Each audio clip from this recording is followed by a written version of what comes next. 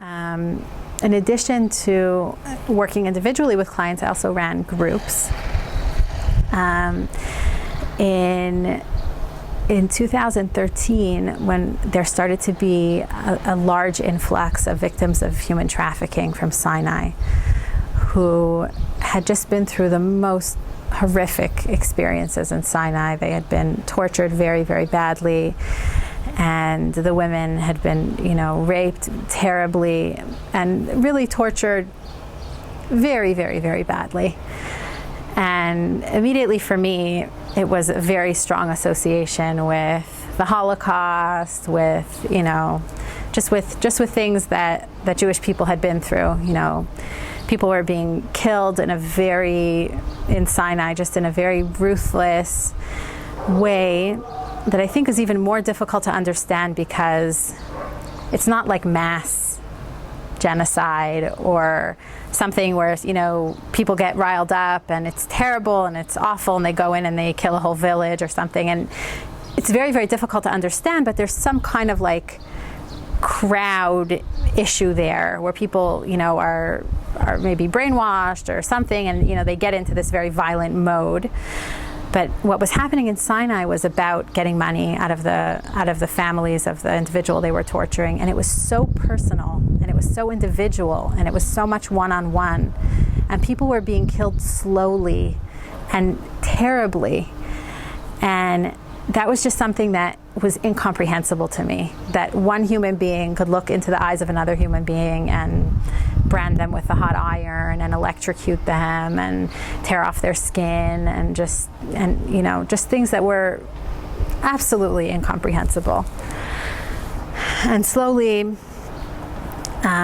these women were coming into the country, and what was happening, women and men, and Israel as a country that, that's part of the OECD and part of other international organizations, and especially because of pressure from the US to try to end human trafficking, most developed countries have to have a system for identifying victims of human trafficking. And up until that point, mostly, almost completely, the human trafficking victims in Israel were women who were brought to Israel for the sex trade, and who were generally from Eastern Europe, and they would be brought here sort of against their will. And Israel had become very, very good at identifying these women and finding them. They established a shelter for victims of human trafficking, and it seemed that the government was very successful in ending human trafficking. That was, the government was sort of presenting itself as that as being the situation. And when these women started to come in, it became very clear that they were classical victims of human trafficking. Most of them had not intended to come to Israel. They were often kidnapped near the border with Eritrea. Some had wanted to get to Sudan. Others were trying to get to Libya. They were definitely refugees who were running away from Eritrea, but most often they were not running to Israel. And the Bedouins sort of, had these trafficking, or they still do, had these trafficking routes where they would hire an Eritrean person to kidnap people near the border, and then people would be transferred to Sudan, and from Sudan they would be transferred to Sinai, and they would be tortured there. And the reason why this scheme is successful is because there's many, many, many Eritrean refugees around the world. And because there's refugees in places like Sweden and Canada and the US where they have rights and they have the ability to make money, the kidnappers would reach out to those relatives wherever they were in the world, and they would be sent significant sums of money, and it became a very profitable sort of business. As time went on, also, we saw the ransoms going up astronomically. If it started out with $2,000 or $3,000, it became $20,000 or $30,000 or $50,000, which is, for these women, that means that every relative in Eritrea had sold their home. People were going hungry and sleeping outside. Their relatives in other countries had also sold their homes, especially if you're talking, about tens of thousands of dollars. It's really very huge amounts of money. And so they were arriving in Israel not only having been very terribly traumatized, but also with a very heavy debt to the people who had released them and needing to pay back their family members. It was the people closest to them who they owed the money to. And the government very quickly filled up their shelter after identifying people as victims of trafficking sort of as at the border and sort of their initial immigration processing. They would transfer them to the shelter, and the shelter became full.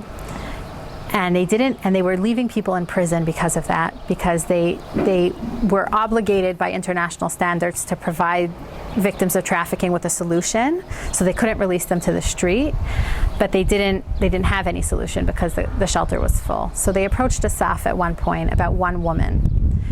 And they said to ASSAF, listen, this woman has a sister in the community. She can take her in. She can live with her sister. But we can't leave her without therapy until she gets into the shelter, like until a space opens. So will you commit yourselves to providing therapy for her in that time while she waits for the shelter, because she's very traumatized?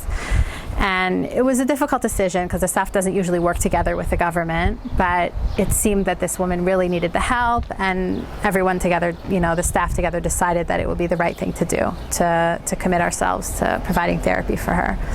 She was released, and within 2 weeks, another 19 women were released as well, because the judge who had released her had set a precedent. And all of the judges didn't want to see these women being kept in jail for a year and a half, especially after what they had been through, and especially because in jail there was no treatment. And we were sort of flooded with an influx of women who were victims of human trafficking. So at that point, my work shifted almost completely to focusing on them individually, and I realized that there was a big need to start a group as well.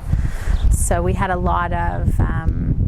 we did a lot of things as a group. Also, literature shows that for people who are suffering from trauma, especially some sort of trauma where there's other people who have suffered from the same thing, if it's in a war or things like that, or this situation also, that building of community is a very strong indicator of being able to recuperate successfully. So we very much tried to create some sort of community out of this group of women. And we dealt a lot with the issues that had come out of the traumatization of what happened in Sinai. What was strange for me was that very often the women would talk about what was difficult for them, and they felt that on the forefront of their mind was the difficulties they actually had in prison. That for them, that was sort of a continuation of their being victimized, and in some way being told by someone, don't worry, you're safe, but you can't leave here, and you have to eat what I give you, and who knows when you'll get out, was something that was very, very, very difficult on them emotionally, in addition to what they had endured in Sinai.